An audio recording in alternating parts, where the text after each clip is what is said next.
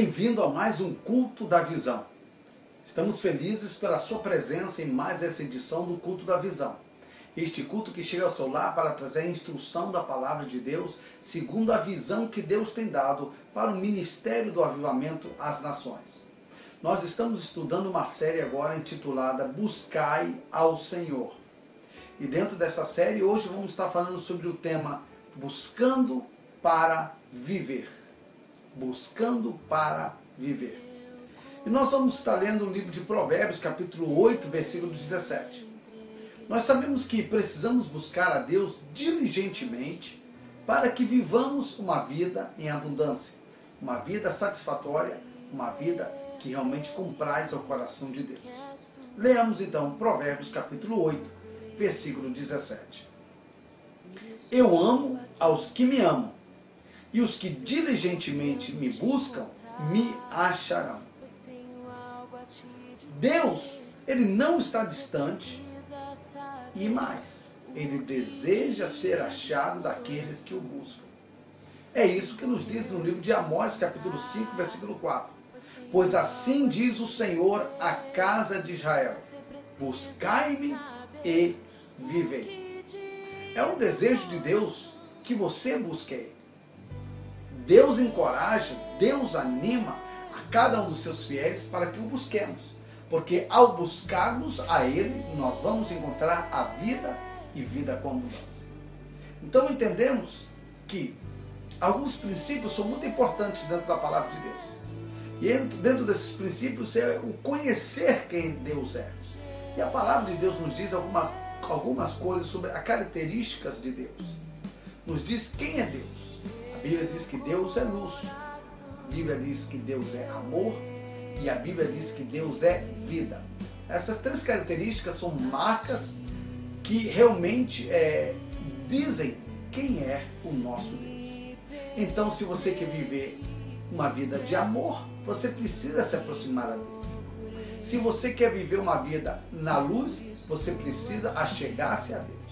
Se você quer viver uma vida com vida em abundância, você precisa chegar a Deus.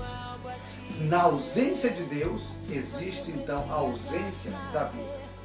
Na presença de Deus, existe a presença da vida. Quanto maior e mais intensa for a presença de Deus sobre a sua vida, maior e mais intensa será também o que? A vida dentro do seu viver. E como é que nós podemos buscar ao Senhor, apóstolo? Quais são os meios pelos quais nós podemos buscar o Senhor para que vivamos e vivamos cheio de alegria? Primeiro, a Bíblia nos anima a que busquemos ao Senhor através do nosso louvor e a nossa adoração. Vamos ler os livros de Salmos, capítulo 69, dos versículos 30 ao 35, que nos diz assim: louvarei o nome de meu Deus com cântico e engrandecê-lo-ei com ações de graças. Isto será mais agradável ao Senhor do que um boi ou um novilho que tem pontas e unhas. Vejam isto os mansos e se alegrem. Vós que buscais a Deus, reviva o vosso coração, porque o Senhor ouve os necessitados e não despreza os seus, embora sejam prisioneiros. Louvem-no os céus e a terra, os mares e tudo quanto neles se move. Porque Deus salvará a Sião e edificará as cidades de Judá, e ali habitarão os seus servos e a possuirão. Aleluia! Você acaba de ler um texto que é realmente poderoso, um texto que é realmente eficaz, porque toda a palavra de Deus ela é eficaz. Ela é mais penetrante que espada alguma de dois gumes, pois penetra até a divisão da alma com o espírito. E esta palavra fala sobre o poder do louvor e a adoração. O que é que este louvor e esta adoração é capaz de fazer quando você está buscando a Deus? Primeiro, nós reconhecemos que o louvor e a adoração é mais poderoso que um sacrifício. Muitas pessoas querem viver vidas de sacrifícios diante de Deus. E o que Deus está buscando é uma vida de louvor e de adoração. É isso que nós lemos aqui. Isto será mais agradável ao Senhor do que um boi ou um novilho que tem pontas e unhas. O boi ou o novilho eram sacrifícios que se ofereciam ao Senhor. Houve um certo rei que decidiu oferecer sacrifício a Deus, quando Deus já havia estabelecido que os sacrifícios seriam oferecidos apenas pelos sacerdotes. E ele, em posição de rei, não era da tribo de Levi e não poderia, então, sacrificar a Deus. Então, o que acontece? Por causa da desobediência, ele perde o reino dele. E o próprio profeta, ao chegar então ao momento do sacrifício, diz: o que fizeste? Ah, como você demorou, eu falei, vou sacrificar para Deus. Qual é o problema de eu sacrificar? E pá, pá, pá. E o profeta diz para ele: olha, é melhor obedecer do que sacrificar. Muitas pessoas querem oferecer sacrifícios a Deus, pensando que os seus sacrifícios vão ajustar contas com Deus, que os seus sacrifícios vão resolver os problemas que eles têm pendente com Deus. Na verdade, o melhor sacrifício que nós podemos oferecer é o sacrifício chamado louvor. Porque quando você louva e você adora a Deus, você faz uma entrega real, íntima, total para com Deus. Não que os sacrifícios não sejam bons, eles são muito bons. Alguns desses tipos de sacrifícios que nós encontramos hoje em dia, nós poderíamos dizer é o sacrifício do jejum. Eu sou uma pessoa que tenho jejuado bastante. E ao longo da minha vida eu tenho tido o privilégio de jejuar e de buscar ao Senhor. E até os dias de hoje, assim nós praticamos os nossos jejuns ao nosso Deus. Mas sabe o que? Eu comecei a meditar sobre a força dos sacrifícios que eu oferecia para Deus. E eu descobri que os meus sacrifícios de justiça são como trapos de imundície diante do sacrifício do Senhor Jesus. Isso está escrito na palavra. Agora eu vi que os meus sacrifícios, eles eram bons e eles eram importantes, desde que eu não os idolatrasse, eu não os colocasse no agir e no querer de Deus. Porque é importante você entender que o seu jejum, ele não muda a Deus jamais.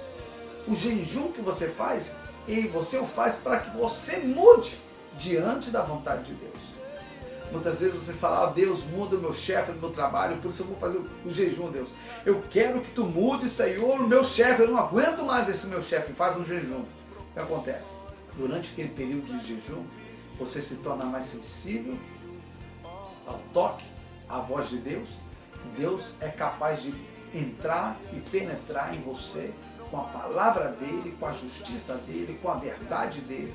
E esta palavra e esta verdade te traz a liberdade daquilo que te estava atando para você não compreender o seu patrão, o seu chefe. E você pensa que no final o seu chefe mudou, mas na verdade quem mudou foi você. Porque o jejum, ele não é feito para mudar a Deus, ele é feito para mudar a nós mesmos. E muitas vezes pessoas fazem jejuns após jejuns, após jejuns, após jejuns, como forma de querer aproximar-se mais de Deus. E eu descobri uma coisa, que quando você faz jejum, você aprende a dominar a sua carne, você aprende a subjugar a sua carne à vontade de Deus. Uma certa vez Deus falou comigo assim: meu filho, eu aprecio muito os jejuns que você faz para mim. Tem me agradado o seu jejum de 2 dias, de 3, de 7, 21 dias. São jejuns bons, eu gosto desses jejuns. Mas tem uma coisa que eu gostaria de falar contigo, meu filho. Eu falei: Deus, fale. Deus falou: olha, quando você faz jejum, você se torna uma seda. Você é uma pessoa amável. Você é uma pessoa tranquila. Você é uma pessoa abençoadora. Você é uma pessoa sensível a mim. E eu faço tantas coisas através de você quando você está jejuando. Quando alguém diz alguma palavra para você, você não responde com uma palavra torpe ou brava, senão que você se espera, pensa, medita. Por quê? Porque você não quer estragar o sacrifício que você está oferecendo para mim. Eu falei, Deus, é isso mesmo, isso é verdade. E Deus falou, eu gostaria que você vivesse para mim uma vida de adoração, uma vida de louvor e adoração contínua, nesse mesmo espírito. Ainda que você não esteja jejuando, eu gostaria que você vivesse essa vida de entrega e de sensibilidade. Porque os dias que você não está jejuando, parece que você perde essa sensibilidade. Os dias que você não está jejuando, parece que você responde de uma maneira mais agressiva. E eu preciso que essas coisas mudem em você. E Deus me mudou. Eu comecei a entender o plano de Deus.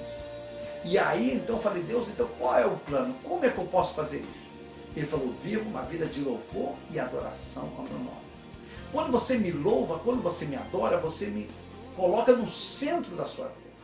Quando você me louva, quando você me adora, você coloca-me como prioridade na sua vida. Quando você me louva e você me adora, você me coloca como uma coisa mais importante em você. E antes de qualquer ação ou atitude que você tome, você sempre pensa no louvor e na adoração que você está oferecendo para mim. E no que isto vai resultar na sua vida também. Você pode tomar essa atitude de me adorar todos os dias. Uau, tá bom. E foi aí onde Deus começou a fazer de mim um adorador. E hoje, meu Deus do céu, nós passamos dias após dias. Eu estou ministrando para você agora. E em uma parte aqui, estamos ouvindo louvores e adorações. Porque o dia todo toca-se adoração aqui. Adoração, músicas de adoração, atraem o ambiente espiritual para dentro da minha casa, dentro da minha vida, dentro da minha família. Essas músicas de adoração atraem os anjos de Deus para estarem perto de mim e próximos a mim. Eu fico muito alegre quando eu posso ver os meus anjos, arcanjos, querubim, que me acompanham na minha jornada, perto de mim, guerreando, adorando junto comigo, me guardando, me livrando, me protegendo. Por quê? Porque através desta vida de louvor e adoração, eu me aproximo mais a Deus. Então, mais do que uma vida de sacrifício em que você está martirizando a carne apenas, Deus quer uma vida de redenção. E essa vida de redenção, ela vem através de uma vida de louvor e adoração. Se você ainda não tem essa prática na sua vida, de viver adorando a Deus, aprenda a fazer isso 24 horas. E hoje em dia, nós não precisamos mais de músicas para adorar a Deus. Porque as músicas já estão gravadas nos nossos corações, não somente na mente, mas nos corações também. O nosso espírito vive continuamente. E de vez em quando a gente se encontra cantando louvores e adorações a Deus em outras línguas, e louvores e adorações inéditas para Deus. Inéditas, sim, inéditas aqui na terra, porque o nosso espírito está tão ligado com o Espírito de Deus, que nós somos transportados em espírito à presença de Deus, ao trono de Deus, e passamos a adorar com as músicas que os anjos, arcanjos, querubins e serafins estão louvando ao nosso Deus. Que vida maravilhosa, que vida abençoada é esta vida de um adorador. Você precisa ser um adorador. Buscar para viver é buscar através do louvor e adoração. Porque depois que eu aprendi a adorar a Deus, a minha vida entrou em um novo rumo. A minha vida entrou numa nova dimensão, onde agora estou tranquilo, estou em paz, sei que meu Deus cuida de mim, sei que meu Deus provê todas as coisas, sei que meu Deus não me deixa jamais, sei que meu Deus está sempre do meu lado. E eu nunca vi Jesus passar uma necessidade. Eu nunca vi Jesus fracassar em algum projeto, em algum plano. Por isso eu sempre falo, Jesus, eu quero estar sempre contigo. Eu quero ser o teu amigo, eu quero caminhar do teu lado, eu quero experimentar contigo tudo quanto tu tens. Através do quê? Do meu louvor, da minha adoração. Nós aprendemos nesse salmo que o nosso louvor, ele deve estar recheado de quê? De ações de graças. Você precisa ter um coração agradecido diante de Deus. Você precisa ter um coração que diga para Deus, Deus, eu entendo tudo quanto tu tens feito. Ou muitas vezes eu não entendo, mas eu aceito, porque a vontade de Deus não é para se entender. A vontade de Deus é para se aceitar, para se viver. E quando você aprende a viver uma vida de ações de graça, Deus começa então a te galardoar mais e mais. Sabe aquela pessoa que você estima, que você tem um grande apreço? De repente você se sacrifica e você dá um presente, você dá alguma coisa significativa, ou às vezes com pouca significância monetária para essa pessoa. Quando você dá alguma coisa para essa pessoa, você dando sem esperar receber nada, é uma atitude tão linda, tão maravilhosa. Mas o mais lindo e maravilhoso é você ver como uma pessoa corresponde ao que você acaba de dar. Se aquela pessoa mostra uma gratidão, ou se aquela pessoa é totalmente indiferente para com o ato que você fez. Eu já dei muitas coisas para muitas pessoas, umas que me pediram, outras que eu vi as suas necessidades. E dando essas coisas, eu notei algumas pessoas que se tornaram indiferentes. Olha, eu trouxe isso aqui para você, e eu havia me esmerado, me preparado, pensando, orado, e dei uma coisa que eu sei que era necessária para essa pessoa, e essa pessoa, legal, muito obrigado, tal. E foi-se, e acabou-se. Sabe o que isso cria na gente? Cria uma vontade de nunca mais eu vou dar nada para você. Né? Isso é o que o homem natural pensa, deseja. Agora pense no que Deus pensa, no que Deus deseja. Deus te quer dar vida, e vida com abundância. Agora, cada vez que você oferece algo, que Deus oferece algo para você, você não é capaz de dizer, Deus, muito obrigado. Graças eu te dou, ó Deus, pelo que tu me destes. Nós precisamos ser mais agradecidos a Deus. Eu quando olho para a nossa vida, a vida dos nossos membros, nossos irmãos e irmãs, eu vejo muitas vezes que nós somos poucos agradecidos a Deus. Como assim? Nós não somos agradecidos a Deus nas coisas pequenas, nos pormenores da vida. Às vezes sim, somos muito agradecidos em coisas grandes que Deus faz por nós, mas em coisas pequenas como que elas passam desapercebidas. E Deus realmente gostaria que você brindasse para Ele o seu agradecimento, ainda também pelas mínimas coisas. Porque quando o teu louvor é recheado de ações de graça, é uma forma que você está buscando a presença de Deus. Que você atrai a Deus para perto de você. A Bíblia nos mostra que quando você louva e adora a Deus, você se une à criação de Deus. Versículo 34 diz, louvem-no os céus e a terra, os mares e tudo quanto neles se movem. Todas as manhãs, olha a coisa bonita, todas as manhãs, as aves apresentam o seu canto diante de Deus. É tão impressionante, impressionante. Passa de manhã após manhã. Aqui em casa tem umas árvores aqui perto. E quando eu estou próximo a elas, as janelas estão abertas. De manhã cedo pode-se ouvir o canto da andorinha, o canto das aves. E aquele canto tão bonito. Sabe o que? Deus não precisa dizer para elas, andorinha, que horas vocês vão começar a cantar? Deus não precisa dizer para nenhuma ave, ei, está na hora de vocês cantarem, louvarem a mim. Elas sabem fazer isso. Elas estão compelidas já a realizar este louvor diante de Deus. Mas nós, com esta alma manhosa que nós temos, porque a nossa alma é uma alma manhosa, que não quer ouvir, não quer fazer as coisas que Deus ordena, as coisas que Deus ensina. E por ser uma alma manhosa, então nós batalhamos com ela. Então nós batalhamos com tudo com o que ela representa. Por que você não fala, não ordena hoje a sua alma? Alma, louve ao Senhor. Bendize, ó minha alma, ao Senhor, e tudo que há em mim, bendize ao seu santo nome. Quando você começa a entrar neste ritmo de louvor e adoração a Deus, você vai se unir a criação de Deus. Você vai notar como as árvores balançam de um lado para o outro, louvando a Deus. E você é incapaz de inclinar-se diante de Deus. Eu vejo pessoas que vão para o culto, pessoas que estão na igreja. E estando na igreja, no culto, no momento de louvor e adoração, estão ali estagnados, parados. Caramba, você veio mesmo? Você foi obrigado a colocar uma arma na sua cabeça para você vir para a igreja? Porque você veio para a igreja, mas eu estou vendo que você não tem atitude nenhuma de um adorador. Você não se entrega, você não faz nada. Eu acho lindo quando eu chego na igreja e vejo criancinhas louvando ao Senhor. Correndo de um lado para o outro. Uhul! Dando gritos e júbilos ao Senhor Deus. Por tudo quanto Ele tem feito. Isto é lindo. Isto é maravilhoso. Deus está procurando isto em você. Deus está procurando isto em mim.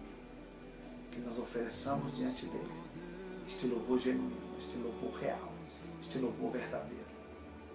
Que chegue e agrade Ele.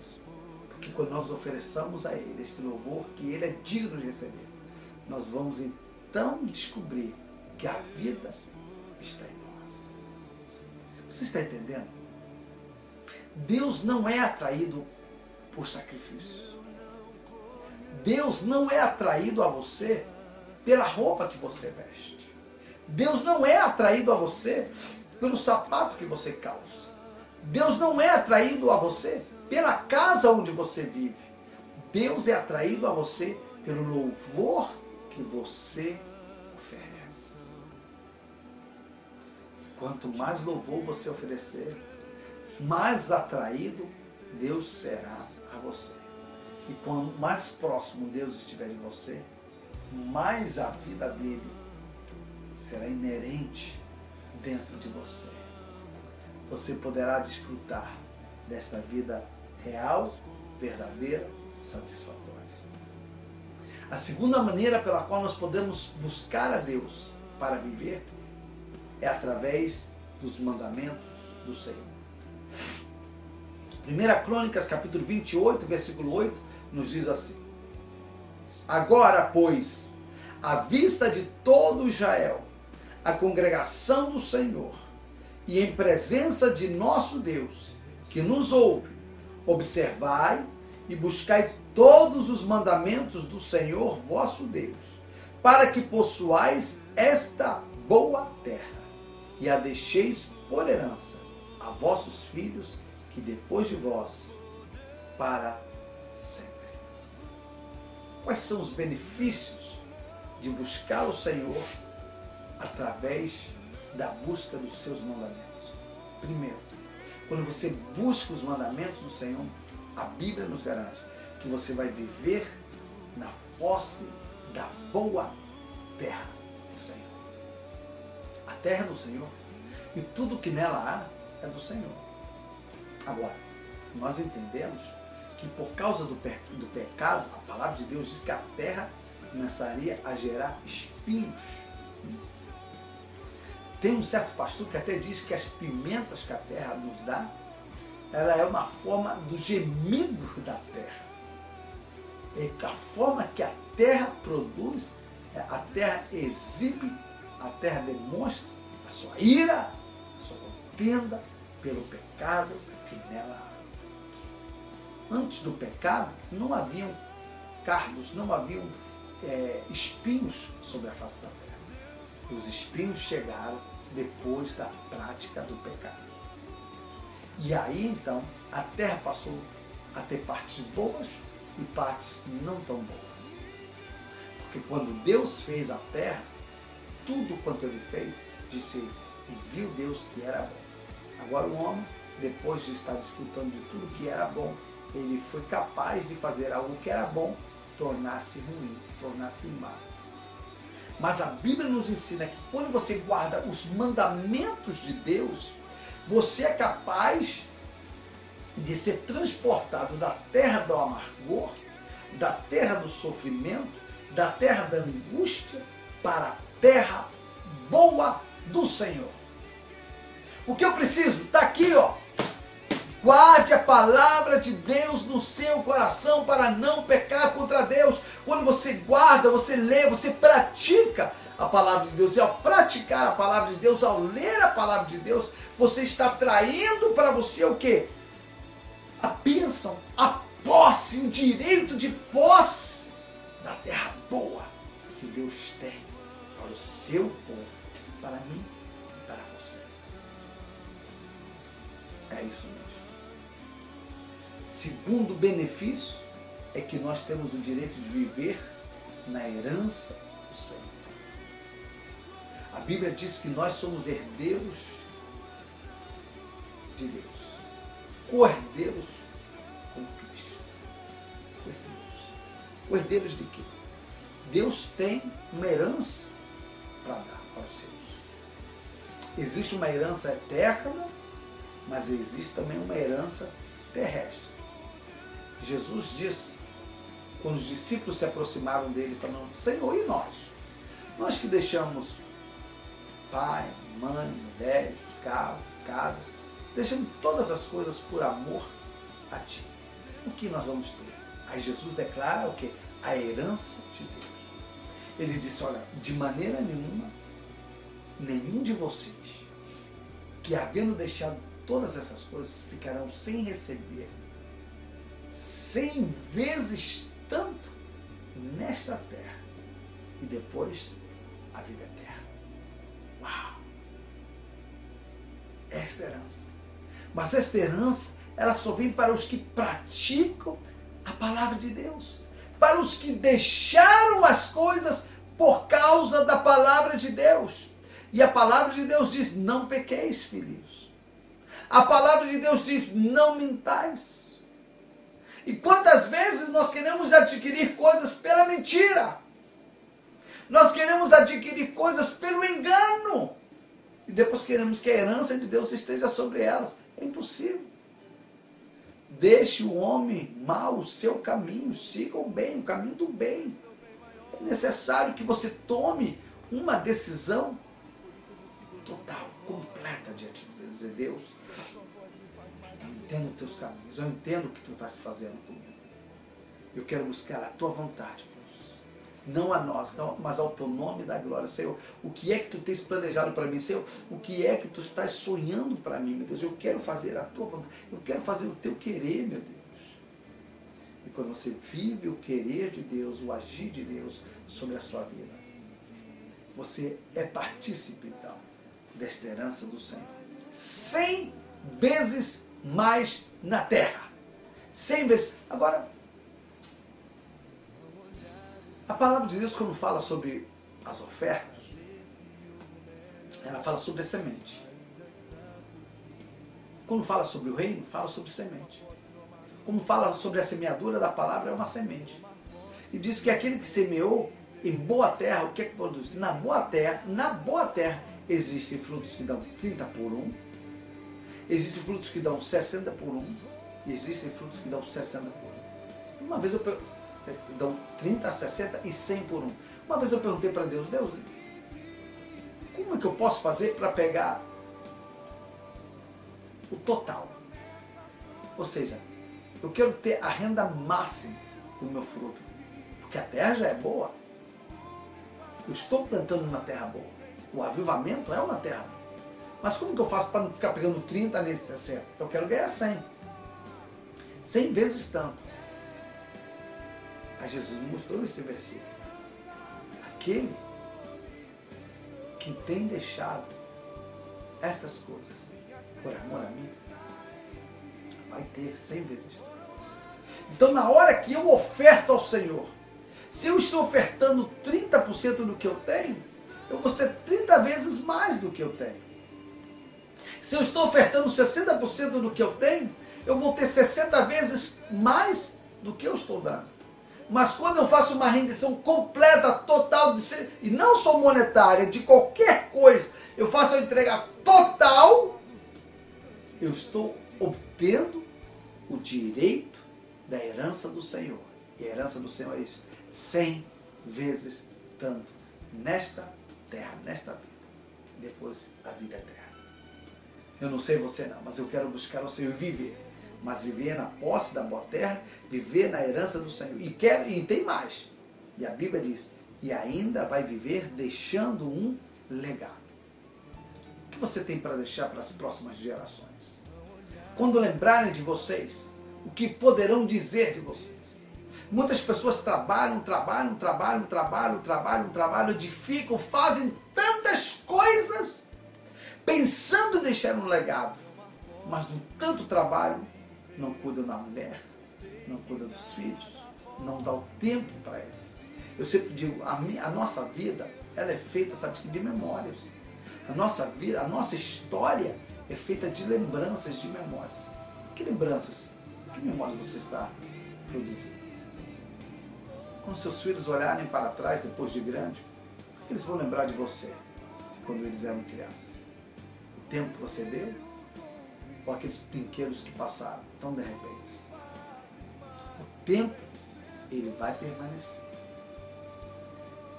A atenção, o amor, o carinho, a devoção, essas coisas vão marcar, porque essas coisas não marcam a matéria.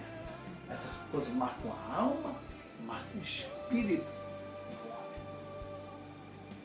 Por isso a Bíblia nos diz, se você busca o Senhor e busca a palavra dele, porque você viveu uma vida segundo a palavra, você vai deixar um legado para os seus filhos. Diz aqui, e a deixeis por herança a vossos filhos depois de vós, para sempre. Essa herança vai ser não somente para você, mas para os vossos filhos depois de vós, para sempre. Por quê? Porque você esteve buscando o Senhor através da palavra dele. Por último, a Bíblia nos ensina que nós podemos buscar ao Senhor para viver quando nós buscamos o bem. Amós capítulo 5, versículo 14 e o 15 nos diz assim: buscai o bem e não o mal, para que vivais, e assim o Senhor, o Deus dos exércitos, estará convosco. Como dizeis, aborrecei o mal e amai o bem, e estabelecei o juízo na porta. Talvez o Senhor, o Deus dos exércitos, tenha piedade do resto de José. Como é que nós podemos buscar o bem?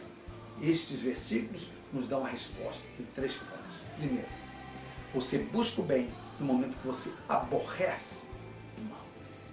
O mal e o bem não andam paralelos. São forças contrárias. Está entendendo? Você não pode dizer que ama o Senhor e praticar obras de injustiça. Você não pode dizer que ama a Deus e não está vivendo o que a palavra de Deus dele, o que a palavra de Deus ensina.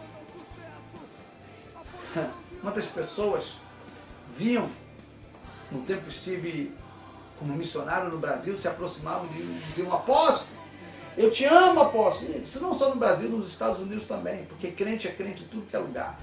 Aleluia. E algumas pessoas diziam: apóstolo, eu te amo, apóstolo. Pastor, o senhor é meu pastor. Como eu lhe amo.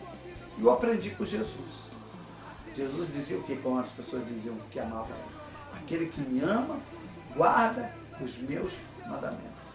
E às vezes eu tinha que dizer assim, na tora: como é que você diz que você me ama se você não veio ao culto? Se você não ouve uma mensagem que eu prego? Se você não segue nenhum dos ensinamentos que eu tenho dado? Você não pode amar a Deus se você não aborrece o mal. Você não pode amar a Deus se você anda vivendo uma vida do mal. Você não pode esperar a bênção de Deus se a tua vida não está condizente à palavra de Deus. Eu vejo pessoas assim, meus irmãos, eu não sei se é ignorância ou o que será, mas pessoas que dizem: olha, irmão, eu gostaria que eu estou pensando em fazer isso, uma coisa que é super contra a palavra de Deus. Eu estou pensando em adulterar, né? Eu estou pensando em roubar. Estou falando assim, palavras assim, bem fortes, né? Estou pensando em adulterar, estou pensando em roubar, e gostaria que o irmão orasse para ver aí o que Deus fala sobre isso. O que Deus fala sobre isso? Deus não tem mais nada a falar do que ele já falou. O que ele falou já está escrito. Falta a gente tomar consciência e cumprir o que está escrito mesmo. Nós precisamos colocar em prática a palavra de Deus em nossas vidas. Simplesmente isso. Simplesmente. Então aquele que ama a Deus e busca o bem, ele aborrece o mal. Segundo, não somente aborrecer o mal, mas amar o bem. Amar o bem. Amar o bem é estar de bem com o bem. E não estar de mal com o bem. Amar o bem é aborrecer o mal, rejeitar o que o mal oferece para praticar o desejo do coração do bem. Jesus é o bem. Ele tem o maior bem. Um bem maior que todos nós temos. Agora, será que você ama Ele? Você ama Ele o suficiente para fazer o que Ele te ensina? O que Ele está te pedindo? Terceiro, a Bíblia nos ensina que nós podemos buscar o bem para viver quando estabelecemos a justiça de Deus na nossa vida. A justiça de Deus. Vamos lá. Está escrito aqui, estabeleça o juízo na porta. Na porta por quê? Olha, de começo, tudo que você for fazer, a primeira coisa que você deve pensar é, está dentro da justiça de Deus? Hello? O que eu estou planejando fazer aqui, está dentro da justiça de Deus? Esse sonho que eu tenho aqui, ele condiz com a palavra, com a vontade de Deus? Eu já encontrei pessoas que falam, pastor, olha, ora por mim aí, que eu estou quase pegando um emprego, é muito bom, só tem uma coisa, não vai dar para me vir mais nos cultos não, mas vai ser muita bênção, vai ser bênção demais. Porque olha, eu vou ganhar uma grana violenta, não vai dar para mim vir mais para a igreja, você não vai me ver mais, mas ó, você está bem abençoado, você não pode orar para Deus me abençoar. Não oro não. Por quê? Você não está estabelecendo a justiça de Deus. Pastor, eu estou pensando em fazer isso com aquela pessoa. Eu estou pensando em fazer este outro negócio com aquela pessoa. O que o senhor acha? Vamos lá, põe o juízo na porta. Você vai estar praticando a justiça de Deus? Isso vai trazer glória para o nome de Deus? Se não, cai fora. Extermine isso. Termine com essa ideia. Porque não é aquilo que Deus sonhou e planejou para o seu coração. Nós precisamos buscar a Deus em todos os tempos de nossas vidas. Porque na verdade nós vamos descobrir que Deus sempre esteve perto de nós. Ainda nos momentos de maiores angústias da nossa vida, Deus sempre esteve lá. Quem não estava lá éramos nós. Como assim, pastor? Como que eu não estava lá no momento de angústia? Nós não estávamos lá com Deus. Deus estava lá com a gente, mas a gente não estava com Deus e por isso nós estamos na angústia. Existe um versículo que eu já preguei sobre ele, Atos 17, versículo 27, que nos diz assim: para que buscassem a Deus, se porventura, tateando, o pudessem achar, o qual, todavia, não está longe de cada um de nós. Deus não está longe de cada um de nós. Deus não está longe de cada um de nós. Você pode tatear a Deus, você pode tocar a Deus. Se você começar a andar assim, você vai tocar a presença de Deus. Mas nós pensamos que Deus está distante. Está distante, sabe por quê? Para tatear é assim, ó. Quando você tateia, você fecha os olhos e começa a buscar. É isso que o apóstolo Paulo está falando. Você está muito preocupado com as coisas que você está vendo no mundo natural. Não é o apóstolo Paulo. Aqui é o nosso querido irmão Lucas.